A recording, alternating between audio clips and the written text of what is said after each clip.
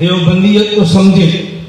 دیوبندیت تطہیر دین کا نام ہے اور ہمارے دین میں بنیاد جو شخصیات ہیں، ہم دو چیزوں کا قائل ہیں. نمبر 1 نظریات، نمبر 2 شخصیات. ہم نظریات کو بھی دین سمجھتے ہیں اور بعض شخصیات کو بھی دین سمجھتے ہیں. شخصیات میں پہلا نمبر انبیاء کا ہے اور آخری پیغمبر حضرت خاتم الانبیاء صلی اللہ علیہ وسلم کا ہے.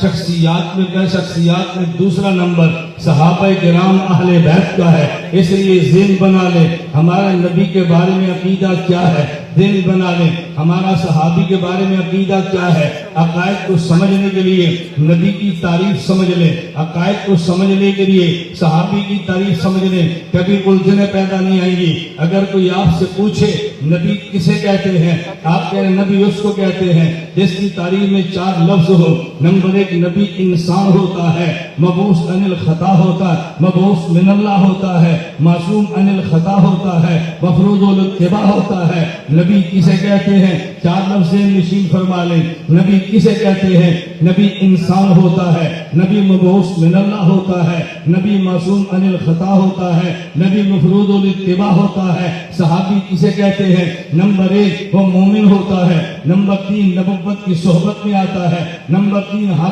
ایمان کی دنیا سے جاتا ہے. یہ 3 چیزیں ذہن میں بٹھا لو. اشکال آتے جائیں گے، جوتے کی نوک پہ اڑتے چلے جائیں گے. ممکن نہیں ہے آپ بات سمجھ لیں. کوئی سوال کرے لیکن تو وہ سوال کرتا ہے بات کو سمجھتا نہیں ہے، تو جواب نہیں دیتا کہ بات کو سمجھتا نہیں ہے. وہ سمجھ لیتا، کبھی اعتراض نہ کرتا، تو سمجھ لیتا، تو جواب دیتا. ہم نے کہا نبی کسے کہتے ہیں؟ نمبر 1 نبی انسان ہوتا ہے، چھوڑ دیں اس کو. مبعوث من اللہ ہے، اس کو بھی چھوڑ دیں. نمبر 3 نبی معصوم عن الخطا ہوتا ہے، صحابی محفوظ عن الخطا ہوتا ہے. نبی معصوم عن الخطا ہے، صحابی محفوظ عن الخطا ہے. آپ کہیں گے بھائی معصوم اور محفوظ میں فرق کیا ہے؟ ان دونوں کا ترجمہ سمجھ لیں. معصوم اسے کہتے ہیں جس سے خدا گناہ ہونے نہیں دیتا. محفوظ اسے کہتے ہیں جس سے گناہ ہو جاتا ہے، خدا اس کے نامہ اعمال میں باقی رہنے نہیں دیتا. نبی معصوم ہے، صحابی محفوظ ہے.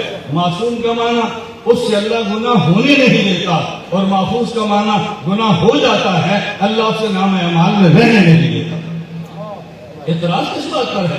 توجہ سے بات. میں اس پہ دلائل نہیں دے رہا، میں دلائل دوں. میں یہ باتیں کیوں کہہ رہا ہوں؟ میرے کو خطابت کی جملے نہیں ہیں، میرے وکالت کے جملے ہیں. خطیب جملہ کہتا ہے، اس کو نہیں پتا میرے جملے پر اعتراض ہوگا، جواب کیا دوں گا. وکیل دلیل دیتا ہے، وہ سمجھ کر میری دلیل پہ اعتراض ہوگا، میں نے جواب بھی دینا ہے. میں سوچ سمجھ کر جملے کہتا ہوں، میں جذبات میں اگر باتیں نہیں کہتا. نبی معصوم ہے، توجہ. صحابی محفوظ ہے. میں ایک جملہ کہنے لگو، آپ طلبہ سمجھتے معصومن یہ اس میں مفعول کا صیغہ ہے. معصوم اسے نہیں کہتے جو گناہ سے بچتا ہے.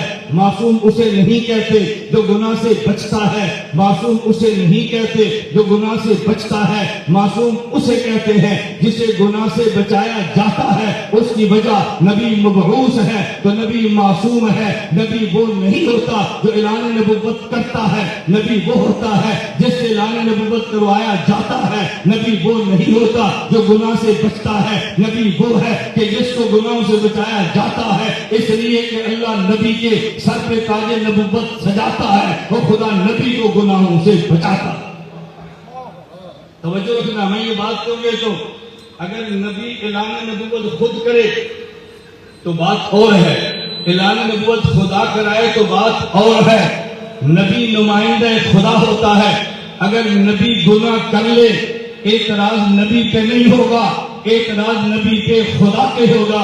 توجہ، اعتراض نبی پہ نہیں ہوگا، نبی پہ خدا پہ ہوگا. اس لیے اللہ اپنی ذات پہ اعتراض سے بچاتا ہے، نبی کو گناہوں سے بچا کے رکھتا ہے.